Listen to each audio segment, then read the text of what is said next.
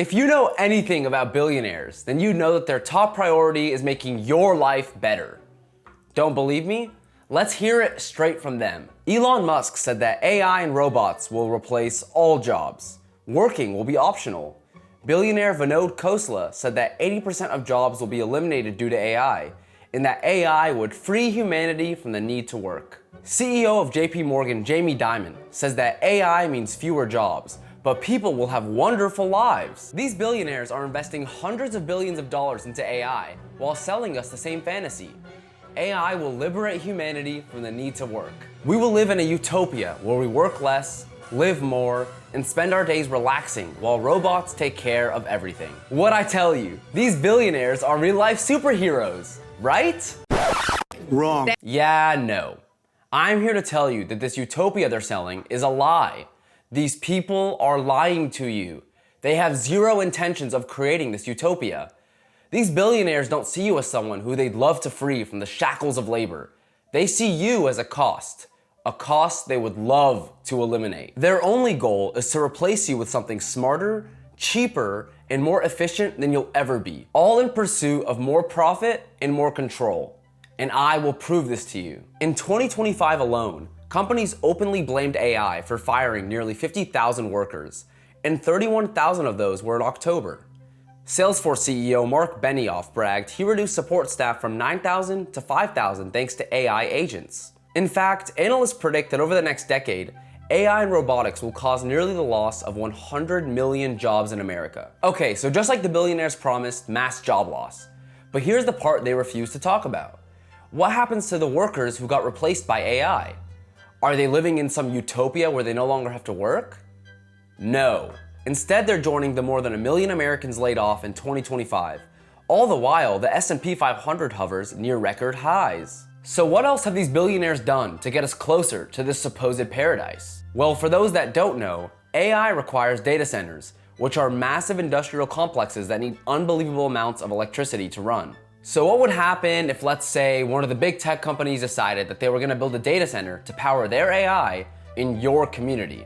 Well, we have a clear example of this. Boxtown, Tennessee, home to a predominantly black community with a median income of $37,000. Only a few miles away from Boxtown is a data center that powers Grok. Residents of the community were not notified that this data center was being built and had no say in the matter either. So what was the result? One local, Alexis Humphreys, experienced her first severe asthma attack in 15 years, just days after the data center began operating, describing chest pain and a gas-like smell in the air that wasn't there before. Independent researchers also found that peak levels of nitrogen dioxide jumped sharply in the area. The pollution is so bad that the NAACP is suing XAI over the matter, claiming, quote, "We will not allow XAI to get away with this." But that's not it. If poisoning the air in your community and making you sick isn't bad enough, these data centers put a massive strain on the power grid, resulting in your energy bill going up. Think about that. You are paying higher electricity bills so a tech company can train a model to steal your job faster. These people spit in your face and tell you it's raining. These people hate you. But we aren't done yet. Let's all take a listen to what the largest private donator to the IDF, Larry Ellison, has to say regarding an AI-powered surveillance state. Citizens will be on their best behavior because we're constantly recording and reporting everything that's going on. And unfortunately, this isn't just speculation on his end. For the past 2 years in Gaza, Israel has tested AI-powered surveillance and killing machines. It's been reported that the IDF used an AI machine named Lavender to generate tens of thousands of human targets for assassination on the grounds that they are allegedly part of terrorist groups. These outputs were then fed into an automated tracking system known as Where's Daddy, where these drones would wait for the alleged terrorists to enter their homes and then blow them up, slaughtering them with their whole family and often many of their neighbors. All because an algorithm decided that they might be a militant. This is what AI is being used for. Not freeing you from labor, not creating a utopia, but automating mass murder. So why is this happening? Why is AI causing job loss, pollution, and automated warfare instead of the future that we were promised? Well, the answer is simple. Nothing about the way AI is built, regulated, or funded is designed to benefit you. There is not a single binding law anywhere that guarantees ordinary people will share in the benefits of AI. Even the EU AI Act, which is to date the most advanced AI regulation in the world, doesn't include worker protections. Instead, its own stated goal is to make AI more trustworthy so that companies can adopt it faster. And in the United States, according to the Congressional Research Service, no federal legislation establishing broad regulatory authorities for the development or use of AI has been enacted. Nothing. Zero. We're living through the most transformative technological shift since the Industrial Revolution, and there are zero meaningful federal laws governing it. Instead, we have billionaires like Peter Thiel saying anyone who calls for AI regulation are legionnaires of the Antichrist. Yep. And the money behind this push for no regulation is enormous. Big tech companies have spent over $1.1 billion on lobbying, campaign donations, and political influence to ensure that the laws stay exactly as they are. And unfortunately, those efforts are paying off. Trump has already signed an executive order that outlines a single federal framework for AI, one designed to override and preempt any state-level AI regulations. So what if your state wanted to protect you from getting your job stolen by AI? Or maybe against an AI-driven surveillance state? Well, too bad.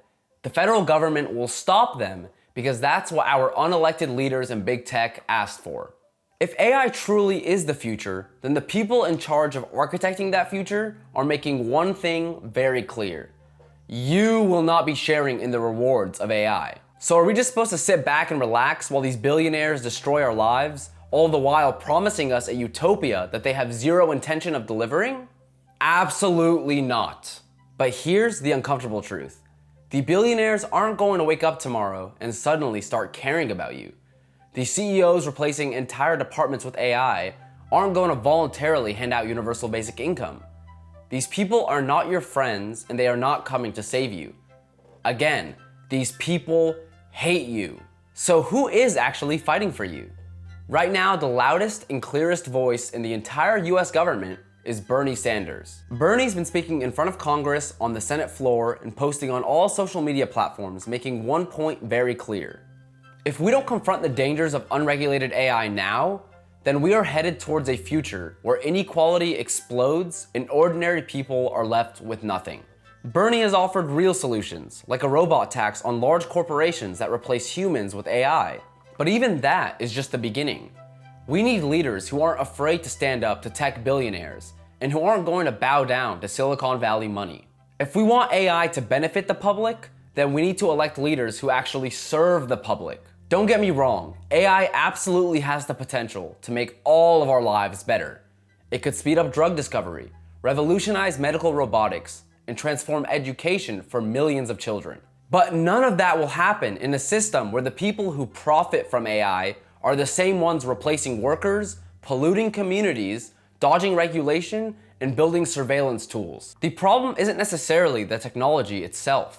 It's that AI is being built by people who do not have you in mind. Unless we put real limits on the people developing AI, this technology will not serve the public. Instead, it will serve the small group of elites who already hold the most wealth and power, who, by the way, hate you. So that's the real choice. Not whether AI becomes good or bad, but if we allow a handful of billionaires to decide the future for all of us.